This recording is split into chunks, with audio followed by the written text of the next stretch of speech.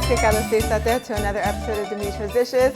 Today we're making a delicious dessert. In Greek, it's known as Gianniotiko. It's known as Gianniotiko because it comes from a part of Greece known as Yanina. Simple. It is how many times am I going to say delicious? It really is. It's a combination of kataifi and baklava in one. Now, traditionally, it's made into little individual sized rolls. Those are a little bit more time consuming to make, so I'm making the lazy version. Still beautiful, still tastes amazing, but so much easier to make. It's going to look just like a baklava, except there's going to be kataifi in it. Can life get better than that, right? Let's get started. All right, so as with any syrupy dessert, we begin by making the syrup first. So in a saucepan, I have 3 cups of granulated sugar. Right in there, I'm also going to squeeze in a little bit of lemon juice. This helps the syrup from crystallizing and also adds some freshness. All you need is like 2-3 tablespoons. The juice of half a lemon probably is what you're going to need. If you want to throw some zest in here, not the zest, the peel, you can. I don't, because I don't really want it to be very lemony tasting. I just want the slightest hint of lemon in there. Then I'm going to add 3 cups of water and a cinnamon stick. You could throw 2-3 cloves in there too if you want. Turn the heat on high, medium high, and continue to stir it until it comes to a boil. Once it comes to a boil and the sugar has melted, take it off of the heat, and then you're going to stir in 1.5 cups of honey. Greek honey is the best. And I was just in Greece. This is a little bit of a sneak peek. I was just in Greece and I ordered a lot of honey that comes from my uncle's beehives from Crete. It should be coming in a little while, so check out my website for more information. Anyway, you're going to add in the honey and then a teaspoon or 2 of pure vanilla extract. Stir it, set it aside, and let it cool completely. Anytime you're making a syrupy dessert, you want the syrup to be cool, and then when the dessert comes out of the oven and it's piping hot, you pour it on top. Keeps everything nice and crispy, and it helps it absorb well. Okay, so once the syrup is done, then it's time to make the filling. And the filling can be whatever combination of nuts that you like the best. You can do just walnuts, just almonds, pistachios, pecans, a combination of all of them. It's really up to you. So 1 cup of walnuts, and I'm going to put them all in the food processor, and I'll just put a little bit more. And 1 cup of almonds. You can toast them in the oven for about 8 minutes at around 325 degrees until they get nice and fragrant.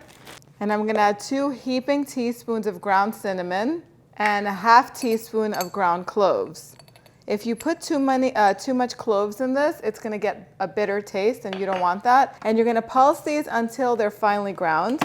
Don't take it too far. You don't want this turning into a nut butter or like a paste. And this is what you're looking for. You don't have to transfer them into another bowl.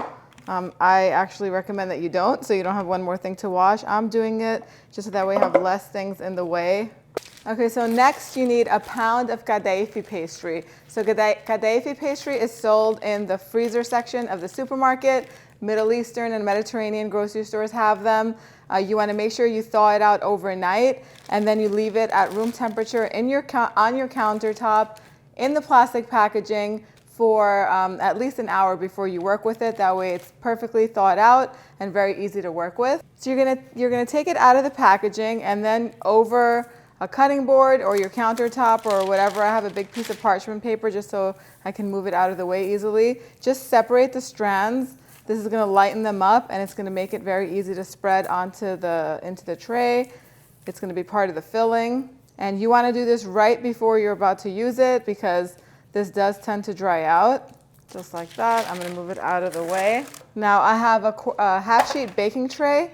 And this is going to bake in a 9 by 13 inch baking pan, but I always like to keep a baking tray underneath. This keeps the oven nice and clean just in case there's anything that spills over, and it makes it very easy to transfer in and out of the oven. I have a pound of unsalted butter that I've melted, and another pound of number 4 phyllo pastry. This is the same pastry used to make baklava and most desserts. It's a thinner sheet. And I did the same thing with this. I thawed it out in the refrigerator overnight, and then I left it on my counter in the morning, and it's going to be very easy to work with. So I'm just going to separate it into 2 portions. So it just doesn't have to be perfect, just roughly. Half are going to go on the top and half are going to be for the bottom. So I'm going to brush some melted butter all around the inside of the tray or the pan.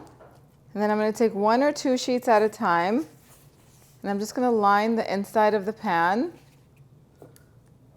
and I'm going to drizzle butter between the layers.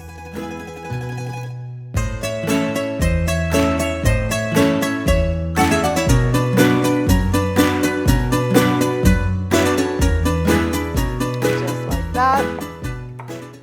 And then you're going to separate the kataifi into 2 portions. And the first half is going to just be spread just like that in the bottom of the phyllo, just like this in the pan. And just drizzle lots and lots of butter on top. I'm going to take a little portion of this and save it on the side because I'm going to try and make a little individual roll just so that way you guys know how to do it that way too. And then I'm going to take half of the nut mixture, the spiced nut mixture, and I'm just going to pour it on top of the kataifi.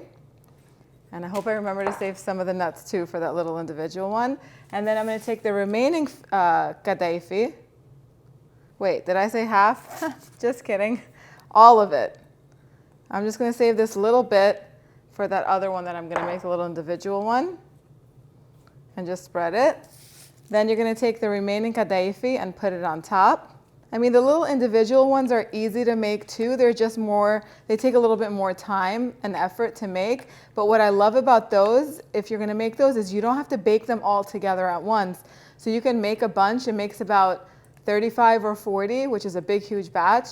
And then you can just bake as many as you need and keep the rest in your freezer and bake them as you need them. And that's perfect around the holiday time, or if you know you're going to be entertaining, because you can make them weeks ahead of time, and then that frees up your schedule, makes for stress-free entertaining.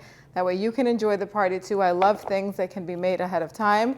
Then I'm going to take all this phyllo that's hanging over the side, and I'm just going to fold it in to cover the filling. Lots of butter on that too.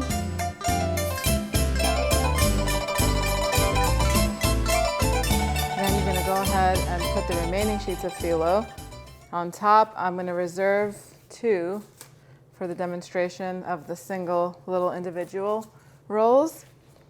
So as you're putting the phyllo sheets on top, of course you're going to butter in between, and then you're just going to keep tucking them in.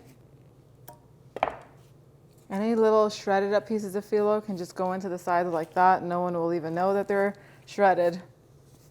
If some of your phyllo is stuck together like this is, you can just take the big bunch of it all together and put it on top, because once you're going to score it in the end to make the slices, the butter is pretty much going to spread and go everywhere anyway. So don't try to separate it and just fight with the phyllo and then have a horrible experience and then never want to work with phyllo again, because working with phyllo is super easy. As long as you thaw it out properly in the refrigerator overnight, and then you leave it at room temperature, it is very easy to work with. And as long as you don't take it out way ahead of time of its packaging, again, it's going to be very easy to work with. So I'm going to put a little bit of butter on the top of this. You want to concentrate on the edges too. And I'm going to score it in a second into the slices. Let's make the little individual ones. So here I have 2 sheets of phyllo. Let me brush some butter in between them. Not brush, drizzle. We don't brush here. We do things the easy way.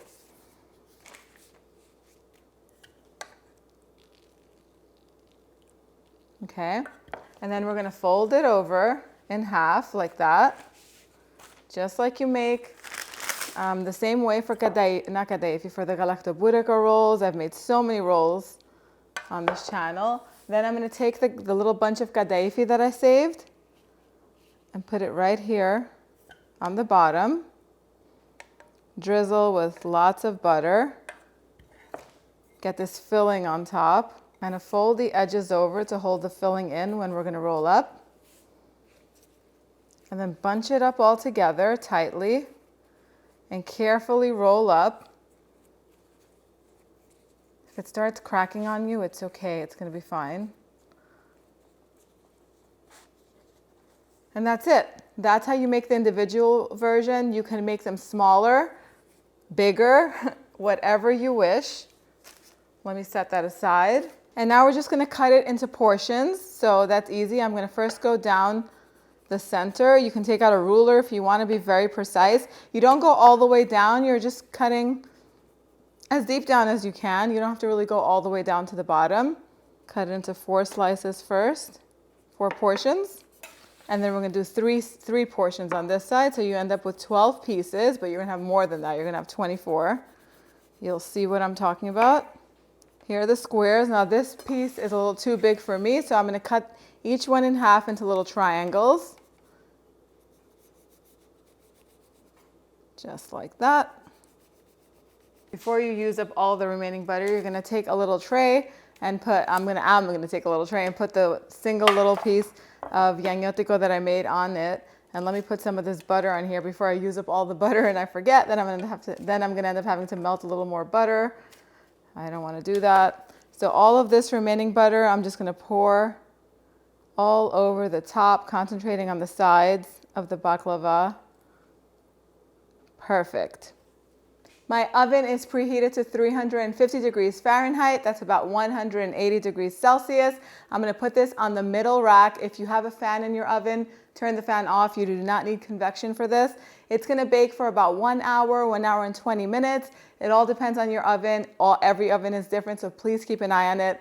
Once it's golden brown all around, I'm gonna take it out of the oven, pour all of that beautiful syrup on top that has cooled. Then I'm gonna go ahead and slice through all the pieces that I've already cut, so that way the syrup goes throughout the whole thing and all the way down to the bottom. I'm gonna let it sit for at least an hour. It's best if you let it sit for 2 to 3 hours if you have time, and then I'm gonna cut into it and show you what it looks like.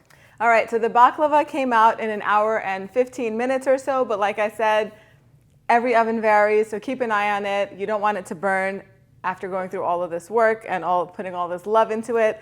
I did make myself a lovely cup of Greek coffee because it's right around that time. I took out a piece, and when Layla smelled this, she wanted to be part of the taste test, so she is here. Layla, I'm gonna go first though. No. Okay, she's gonna go Never. first. Okay. Mmm. How is it? Good. Okay, Layla says it's good. I'm eating this with a spoon, so it's soft on the inside. Let's see if the baklava, the phyllo layers are crispy. The best of both worlds. Super easy to make. This is the lazy version. I forgot to show you what the single roll came out like. Since I just made one, it was done in like 35, 40 minutes. So I took it out and then I just dunked it in the pot of syrup for about a minute or two so it could really absorb the syrup, and then I set it aside, and this is what it looks like. Really crispy on the outside. Perfect if you're serving them for a party. You can cut them in half. Now, you can make them smaller too. You could even make them into little triangles. The sky's the limit. I'm gonna wash this down, all this sweetness, with some Greek coffee. You guys head on over to the website, www.dimitrasdishes.com. Print the recipe out, make it. Let me know how you guys made it. They need to thumbs up too, right? Yep. Like the video, subscribe if you haven't, and I'll be back here very soon with another recipe worth sharing. Yes, us.